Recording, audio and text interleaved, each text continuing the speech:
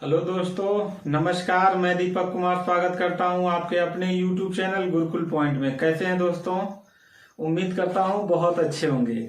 आज दोस्तों मैं फिर लेके आया हूं विश्व भूगोल का टॉपिक, जिसमें सौर मंडल का मैं विषय आज से शुरू कर रहा हूं। और सौर मंडल का जो मुखिया है, जिसको हम सूर्य के नाम से जानते हैं, उसके बारे में हम लोग पढ़ेंगे। और फिर इसके बाद जो है क्रम से दो दो ग्रहों को पढ़ते हुए पूरे सोलर सिस्टम को हम लोग समाप्त करेंगे। इसके पहले मैं 5-6 वीडियो दे चुका हूं, एकदम चैप्टर वाइज दिया हूं। अगर वो आप वो वीडियो नहीं देखे हैं तो डिस्क्रिप्शन बॉक्स में लिंक है, यहां से देख लीजिए, या गुरुकुल पॉइंट के प्लेलिस्ट में जाइए। वहां पे विश्व भूगोल नाम से प्लेलिस्ट बनाया, वहां से वीडियो नंबर यहाँ किनारे लिखा हुआ 1 2 3 4 5 6 ऐसे करके दिया हूं। टोटल देख लीजिए, एकदम चैप्टर वाइज पढ़ा रहा हूं, ठीक है। ऐसे ही भारत का भूगोल भी बिल्कुल चैप्टर वाइज पढ़ा रहा हूं। तो उम्मीद करता हूं कि आप इस वीडियो में शुरू से अंत तक बने रहेंगे। तो निश्चित तौर पे वीडियो समाप्त होने के बाद आपको लगेगा कि हाँ, मतलब कुछ आपको नॉलेज, यहाँ पे कुछ एक्स्ट्रा नॉलेज मिल रहा है। एकदम बेसिक से लेके एकदम हाई लेवल तक का नॉलेज आपको यहाँ पे दिया जाता है, ठीक है। तो उम्मीद करता हूं कि आप शुरू से अंत तक वीडियो में बने रहेंगे। और अगर आपको वीडियो पसंद आएगा तो कमेंट करके जरूर बताइएगा। तो आइए दोस्तों शुरू करते हैं। आज का जो टॉपिक है वो हमारा है सौरमंडल का पार्ट 1, और जिसके विषय में हम पढ़ेंगे वो विषय है सूर्य। यानी सूर्य के पहले पार्ट के विषय में हम लोग पढ़ेंगे। इसका एक वीडियो और आएगा। तो सबसे पहले हम समझ लेते हैं कि सूर्य क्या है, ठीक है। जैसे आपके सामने मैंने यहाँ पे सूर्य के आंतरिक भागों को बनाया है। सबसे पहले समझिए सूर्य क्या होता है। सूर्य उसे कहते हैं, सूर्य एक तारे का नाम है। और तारा किसे कहते हैं? जिसमें खुद का हीट हो, मतलब गर्मी हो, और खुद का लाइट हो, ठीक है। यानी कह सकते हैं ऐसे खगोलीय पिंड जिसमें खुद का प्रकाश हो और खुद का गर्मी हो, उसे हम तारा कहते हैं, ठीक है। ऐसे हम जिस आकाश गंगा में रहते हैं, उस आकाश गंगा में लगभग 100 अरब तारे हैं। कितने अरब तारे हैं? 100 अरब तारे हैं। इसको ध्यान से पहले देख लीजिएगा। 100 अरब तारों में, यानी जिस आकाश गंगा में हम रहते हैं, उस आकाश गंगा का नाम है मंदाकिनी, या अंग्रेजी में उसको मिल्की वे कहते हैं, ठीक है। मिल्की वे आकाश गंगा या मिल्की वे कहते हैं। और जिस आकाश गंगा में हम रहते हैं उसका नाम है मंदाकिनी। उस मंदाकिनी में, मतलब एक आकाश गंगा में लगभग 100 अरब तारे रहते हैं, ठीक है। जिसमें से सूर्य भी हमारा एक तारा है, जिसका पथ जो है ऐरावत पथ पर मंदाकिनी परिक्रमा करती है। उसी में एक तारा है, कौन सा? सूर्य एक तारा है, ठीक है। जिसमें खुद का हीट है और खुद का क्या है? लाइट है। समझ में आया? इनके हीट और लाइट होने का तात्पर्य क्या है, पहले इसको समझ लीजिए। कि जो सूर्य में हमारा जो गर्मी मिलता है सूर्य से, और जो लाइट मिलता है, यानी प्रकाश मिलता है, उसका हाइड्रोजन का हीलियम में बदलना क्या कहलाता है? किसी भी तारे के ऊर्जा का स्रोत होता है। तो सबसे पहले सूर्य के विषय में समझ लीजिए कि इसका संगठन क्या क्या है। संगठन में हाइड्रोजन, जिसको H से प्रदर्शित करते हैं, लगभग 70% है। हीलियम, इसको He से प्रदर्शित करते हैं, लगभग 28% है। और इसके अलावा यहाँ पे कार्बन, नाइट्रोजन, ऑक्सीजन और नियान, ये 4 प्रमुख गैस जो हैं, लगभग 1.5% है। और इसके बाद लौह समूह, यानी कि लौह समूह जो है वो लगभग 0.5% है। यानी टोटल हम काउंट करेंगे तो देखिए 5 5 10, यानी 0 हो गया, हासिल 1, 8 1 9 1 10 हो गया, और 7 2 9 और हासिल 1 10। यानी 100% इसके वायुमंडल में गैस पाई जाती। तो पूछा जाएगा आपसे कि हाइड्रोजन का प्रतिशत सूर्य में कितना है? 70%। हीलियम का 28%। कार्बन, नाइट्रोजन, ऑक्सीजन, नियान, ये टोटल 4 गैस मिला के 1.5% है। और लौह समूह जो है वो 0.5% है। समझ में आ गया? चलिए, अब संपूर्ण सौरमंडल के द्रव्यमान का टोटल अकेले जो है, यानी अकेले हमारा सूर्य जो है, लगभग 99.85% अकेले उतना अपना द्रव्यमान बनाया हुआ है। यानी सौरमंडल का जितना द्रव्यमान है टोटल ग्रहों क्षुद्र ग्रहों को मिला के, उसका 99.85% हिस्सा किसके पास है? सूर्य के पास है, ठीक है। इतनी बात आपको समझ में आ गया होगा। आज हम लोग जो पढ़ने वाले हैं वो पढ़ने वाले हैं सूर्य के आंतरिक भाग को। सूर्य को लगभग 6 लेयर में बांटा गया है। सूर्य को कितने लेयर में बांटा गया है? 6 लेयर में बांटा गया, यानी 6 परतों में बांटा गया है। 3 परत जो हमको दिखाई देता है वो दूसरे वाले वीडियो में पढ़ाएंगे। 3 परत जो अंदर का है, जो हम आंखों से देख नहीं सकते हैं, उसको आज हम पढ़ा रहे हैं। ठीक है, तो इसको ध्यान से पढ़िएगा। इसके 3 परत कौन कौन से हैं? बीच में जो अंदर का भाग है बाबू, अंदर का जो भाग है, इसको हम कहते हैं कोर। क्या कहते हैं? कोर कहते हैं। ये देखो जो लाल कलर से हमने ये बनाया है ना, ये अंदर का भाग है, इसको कोर कहते हैं। ये हो गया पहला लेयर। क्या हो गया? पहला लेयर। दूसरा लेयर आपका ये है, दूसरा लेयर ये वाला है रेडिएटिव जोन, जिसको विकिरण मंडल के नाम से जानते हैं। और तीसरा लेयर आपका ये है जिसको कन्वेक्टिव जोन के नाम से जानते हैं, जिसको संवहन मंडल के नाम से जानते हैं। तो पूछेगा कि सूर्य का आंतरिक भाग कितने परतों में है? 3 परतों में है। जो सबसे अंदर का भाग है उसको कोर कहते हैं।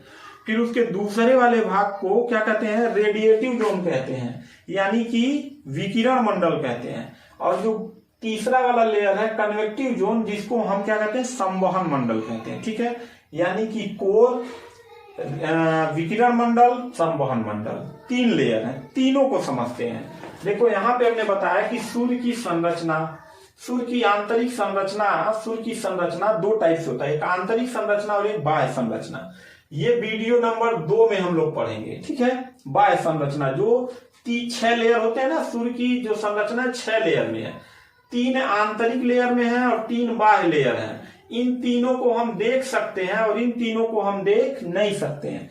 तो आज जो हम पढ़ा रहे हैं वो सिर्फ आंतरिक संरचना को पढ़ा रहे हैं, बाह्य संरचना को हम अगले वीडियो में पढ़ाएंगे। ठीक है, तो चलो सबसे पहले हम कोर के विषय में जानते हैं। ये हमारा कोर है। सबसे पहले जानिएगा कि इस कोर में नाभिकीय संलयन यही होता है। नाभिकीय संलयन किसे कहते हैं?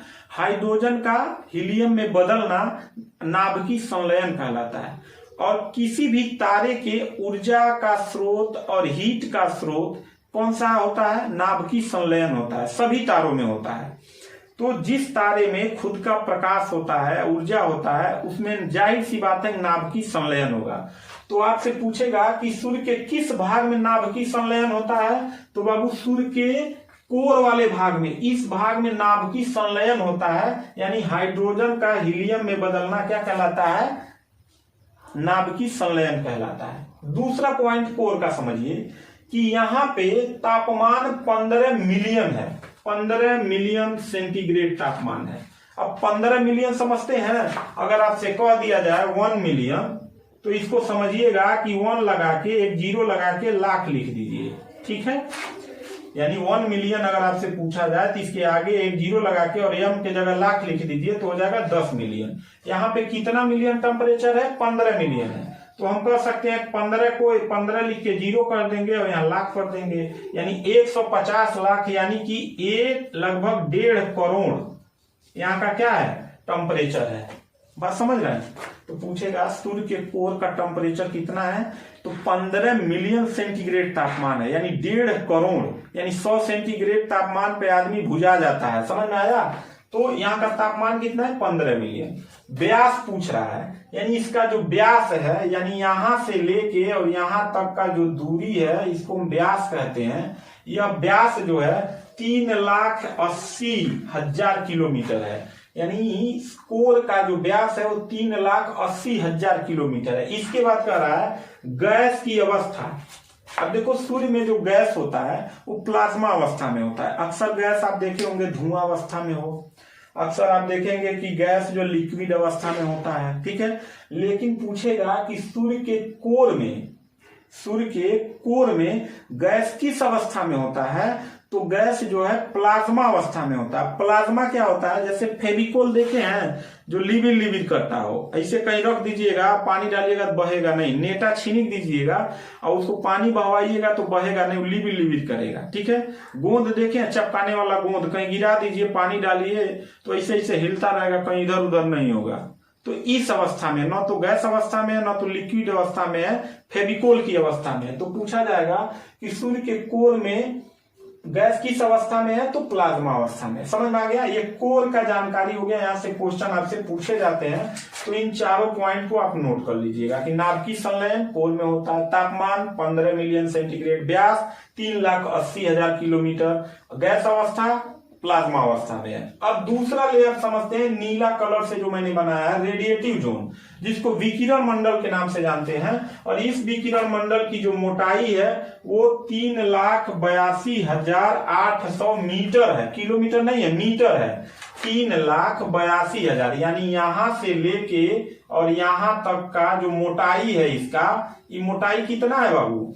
3,82,800 मीटर है। समझ में आ गया? 3,82,800 मीटर है।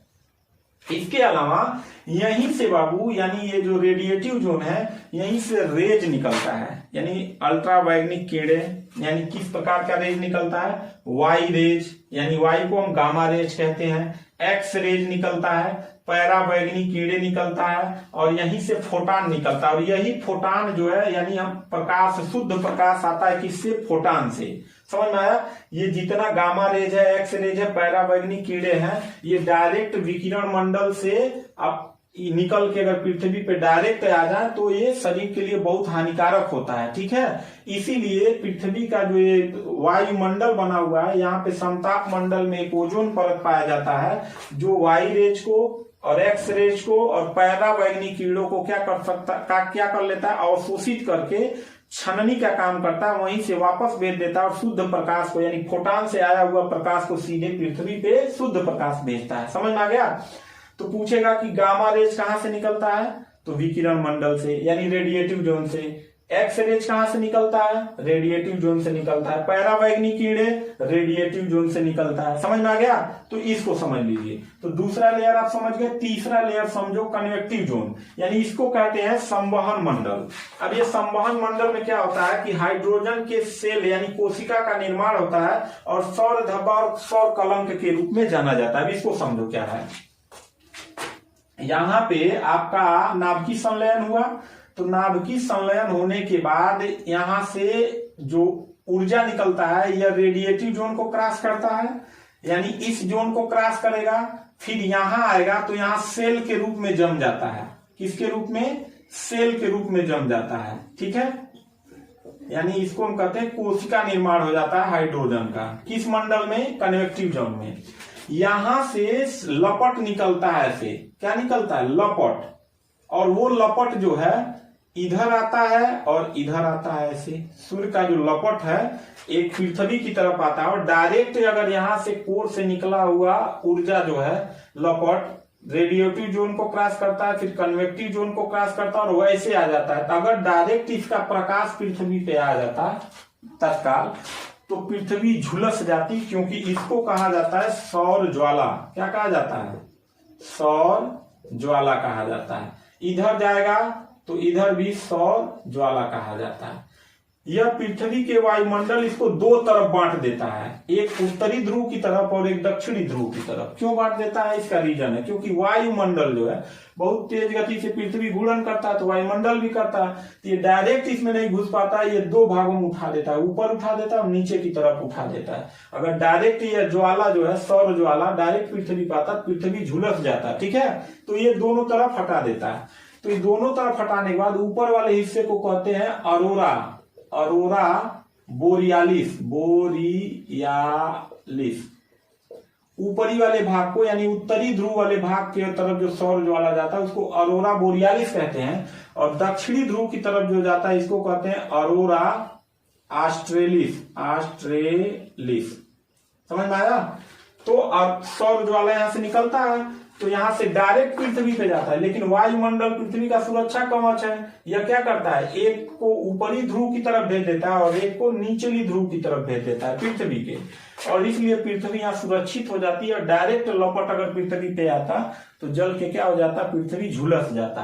तो पूछेगा कि पृथ्वी के दक्षिणी ध्रुव पर सौर ज्वाला को किस नाम से जानते हैं? अरोरा ऑस्ट्रेलिस, और उत्तरी ध्रुव पर अरोरा बोरियालिस के नाम से जानते हैं। ठीक, यह वह सौर ज्वाला होता है जो कोर से निकलने के बाद रेडिएटिव जोन को क्रॉस कर देता है, फिर आपके कन्वेक्टिव जोन को क्रॉस कर देता है, फिर इधर जाता है और फिर इधर जाता है, समझ में आया। लेकिन कुछ ऐसे ज्वाला होते हैं जिनका मतलब जो गति होता है वो बहुत तेज नहीं होता है, और यह वापस यहाँ जाने के बाद और फिर घूम के वापस आ जाते हैं, यहाँ पे यहाँ से घूम के वापस आ जाते हैं, ठीक है। इनकी ताकत कम होती है, तो आने के बाद यहीं पे आपके कन्वेक्टिव जोन में यहाँ पे ऐसे ऐसे धब्बा बना देते हैं, जिसको सौर धब्बा या सौर कलंक के नाम से जानते हैं। काला काला दिखाई देता है, इनका समय कुछ घंटे या कुछ सप्ताह का होता है। तो पृथ्वी से देखने के बाद यहाँ पे धब्बा धब्बा काला दिखाई देता है, जिसको सौर धब्बा या सौर कलंक के नाम से जानते हैं। तो उम्मीद करता हूं कि आज का यह वीडियो आपको समझ में आ गया होगा। दूसरा वीडियो हम पढ़ेंगे बाह्य संरचना, यानी ये आंतरिक संरचना था सूर्य का। दूसरा हम लोग पढ़ेंगे बाह्य संरचना के विषय में, और बाह्य संरचना को पढ़ने के बाद फिर सूर्य और पृथ्वी से कुछ महत्वपूर्ण तथ्य पूछे जाते हैं, उन तथ्यों के विषय में भी हम लोग जानेंगे। तो उम्मीद करता हूं कि आपको यह वीडियो जरूर पसंद आया होगा। तो मिलते हैं नेक्स्ट वीडियो में, तब तक के लिए थैंक यू, धन्यवाद।